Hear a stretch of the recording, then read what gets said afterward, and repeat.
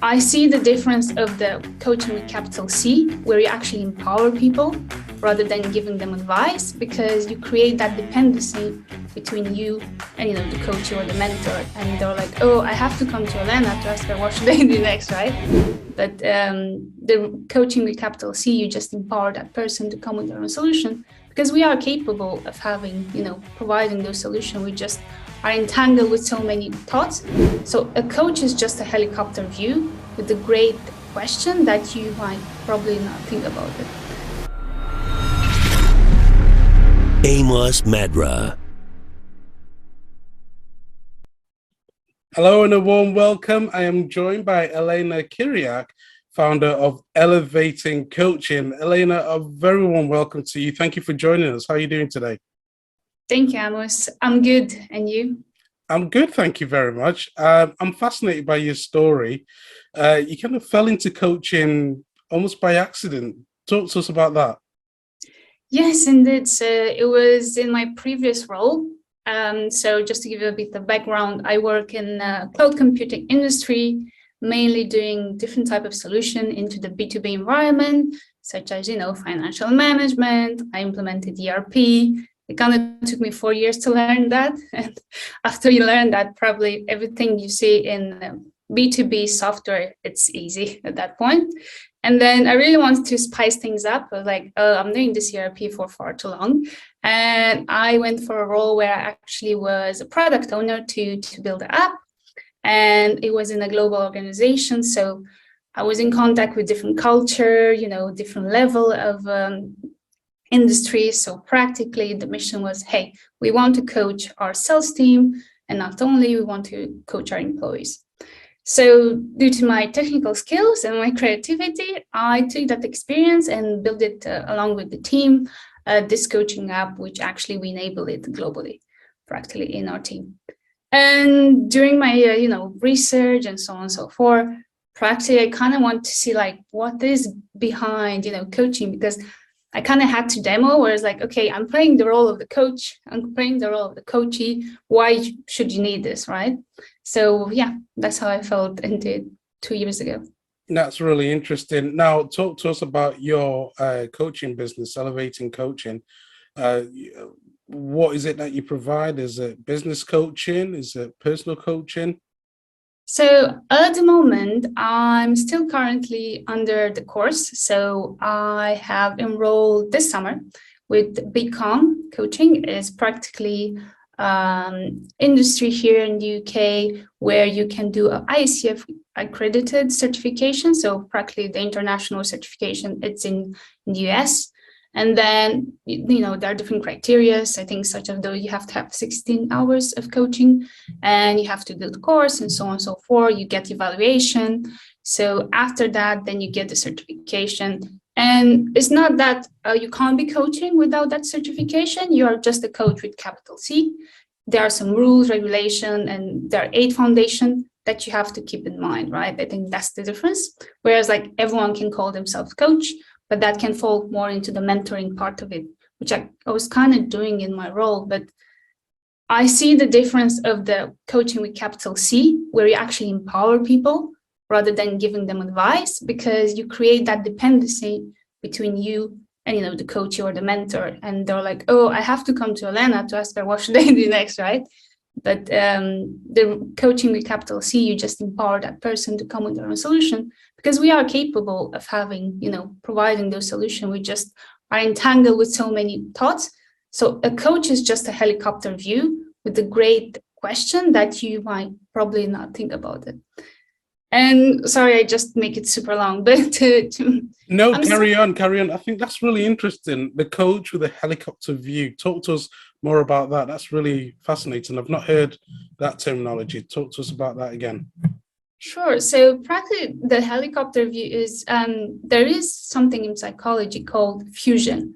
So you as an individual, you actually have the tendency to fuse with your thoughts, right? So you have your thoughts and you have like your brain, but then when you are in something involved, you get so attached that you can't actually see, the reality more objective way. And the coach, it just comes and, tries to make you at least more distance to see, okay, why I'm actually seeing this? Why do I need this? And, to several questions, which are, again, there is no, like, for example, we are asking our trainers, like, okay, so what are a good set of questions? And I was trying it during my session, right? My training session, to do the same question, but it depends from person to person and from topic to topic, can be different question. And it's super important that you focus on the coachee. So listening is the most important skill, right? And you don't listen to reply. I think that's the biggest problem we have as society.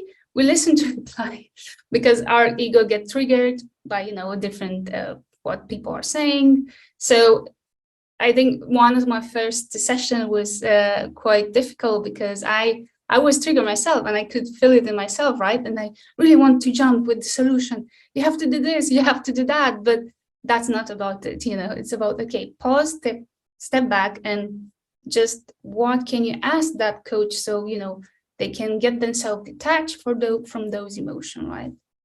If it makes sense, what I'm saying. Absolutely. This is so good. I'm fascinated by, this whole theory. When you're talking about, getting your clients to think about their projects, again, is it dealing with cognitive behavior therapy? Is it trying to get them to change their paradigm, their way of thinking? What's the goal? What are you trying to achieve with these clients?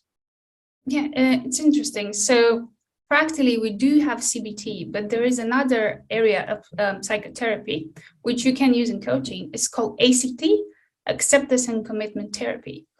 What's the difference between the CBT and ACT? ACT focus on, okay, what are your actions? What are your feelings? Why do you feel that way? How they are linked to the values that you have, right? So practically, because you have a value, for example, myself, my first value is creativity, right? I always get super excited in doing posts on Instagram. And I realized that actually those values have driven my entire life, right? Like I wanted to build that coaching session, even though, again, it's creativity with small c, it doesn't necessarily is creativity with capital C. Like I didn't paint that paint over there, I just bought it, but I like it. So it based on the values that we have, right? We are driven to take different action, to have a certain behavior. So that's really the difference between ACT, where CBT is like, okay, I'm doing this, like, how can I, improve this, or, just rewire my brain so it doesn't do that, if it makes sense. Absolutely. And talk to us about, some of the clients that you've had to deal with, talk to us, some of the demands that they ask of you. Yes. So because I think I'm in the corporate world, people generally tend to come from there. But again, I'm open to, just go beyond that, not just the corporate environment. And it's funny because we talk about corporate as a system, right? But in that system, you have people which have problem like you, which have problem like me, or somebody who's not in corporate, right? So even though we put them in the bucket, okay, they are corporate people, we're still talking about human beings, right? So they have problems such as perfectionism. Maybe they want to achieve a goal in the different settings. And funny enough is that behind those goals are even more deeper questions, such as okay, I want to achieve that goal. Why do you want to achieve that goal, right? What's the value behind it that drives your action and your motivation in the sense? So that's what it is currently. Sounds really interesting. So talk to us in terms of, the future. What would you like to see? What would you like to achieve yourself? What do you want to do? Oh, that's such a good question. I have such a vivid, mind where it's I'm always thinking about solution and oh, I want to try this, I want to try that. And actually, I started my Instagram account just, as an experiment, okay, let's keep myself motivated while I'm doing this training. And then while doing it, I realized, oh, I actually like it. And I don't really feel like it's admin work to do. So it actually gives me more energy. And what I'm really trying to focus more is a common theme that we have as society is the burnout, right? Just like I did a couple of burnouts in my career as well. And I think it's a match of, society expectation, what your job actually asks you in terms of demands, but also what your life, asks you as well. So I think it's a combination between all these three. And what I really found as a solution is that there's a big difference in I have to do and I choose to do, right? So when your I have to's are bigger than I choose to, that's when the burnout happens. I mean, I cycle this every single time. I actually did a burnout episode that like, okay, I actually need to put in my, weekly routines, something that I really want to do, not like, okay, I have to, cook meals or whatever. It has something that I really choose to do. And something that I actually choose to do with my husband is that we play tennis. Every Sunday we try to do that. We love it together, it's still exercise. So I think that's the important question that, we don't really ask. Like I see a lot of, people, giving advice that, oh, you have to have this perfect routine, meditation, yoga, which actually I kind of do like them personally, but you're not going to be able to do it daily. And then you're actually feeling guilty about it, right? Oh, I'm not doing the right thing. And then comes the perfectionism. So if you actually take a pause, right, and like reflect a bit, you will see these patterns. And when you just go outside those patterns and actually ask yourself, what do I choose to do today? That's where the entire paradigm shifts, right? Absolutely. And I can see that, but it's putting, making sure you look after yourself. It almost sounds like, the plane analogy, put the mask on your face first and, look after yourself, whether you're an employee, husband, wife, whatever it is, take care of yourself, because when you've looked after yourself, your cup can overflow. You can give more of yourself. You can give more to your employer, to those around you, and again have less burnouts. So that makes absolute sense, when you think about that. I think that's something that we're all trying to work on, and we're all trying to find our own balance in that, because sometimes we want to give everything, but in doing that we end up burning out, as you say. So it's finding that right cadence, that right balance, and I think that's where the tricky part is. But I suppose that's where you come in to help people. Yes. And, I think it's so different from person to person, because like I did so many trainings or like do this perfect routine. I think I even thought I went to a meditation class, right? And I was like, you have to shower first, then whatever. You have to 20 minutes of meditation. And I think that was the first time I did my burnout, because I was trying to perfectly do that routine and the app, just consuming me. And that's not just because of the routine itself, but, the entire life events that was happening there. But I think the key message is don't focus on perfection. That's the biggest mistake you can do. Try to see error and trial and errors, try to see what works for you. And listen to your internal voice, your gut, because it will tell you if something is wrong or is too much. It will tell you, but you just need to take that time to listen. And right. How do we get the balance right? Because sometimes it could be, a sense of urgency. You want to get things done. You want to really pursue your goals, your dreams. But equally, it's important to look after yourself. But then, you keep realizing, life is not too long, So how can I maximize and get the most out of it without burning out?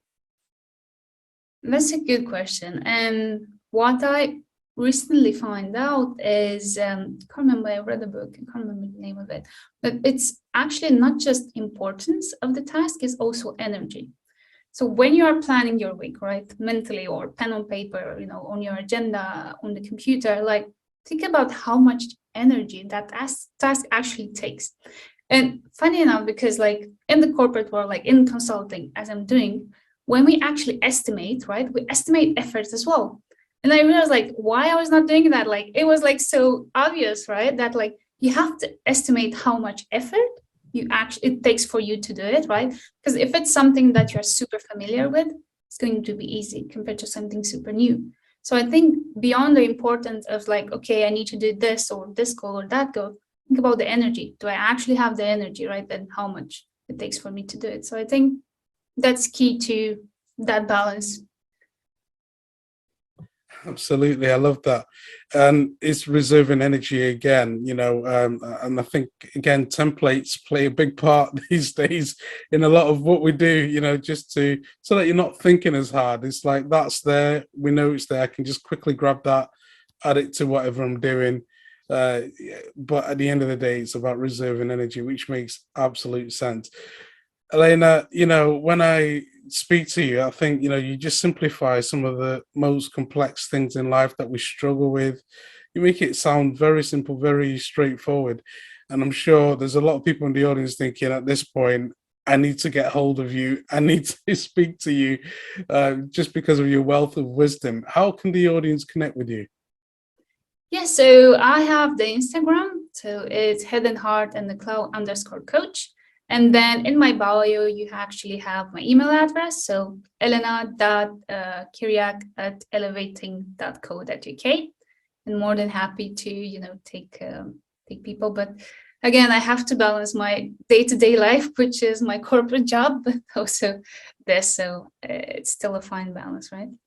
That's it. And we're all working. We're all trying to get that balance right. It's a constant pruning, isn't it? It's a constant fine tuning of oneself. And thank you so much today for sharing that with us and how we can also just implement these tools into our own lives. We'll make sure we'll put all the descriptions below so that the audience can connect with you.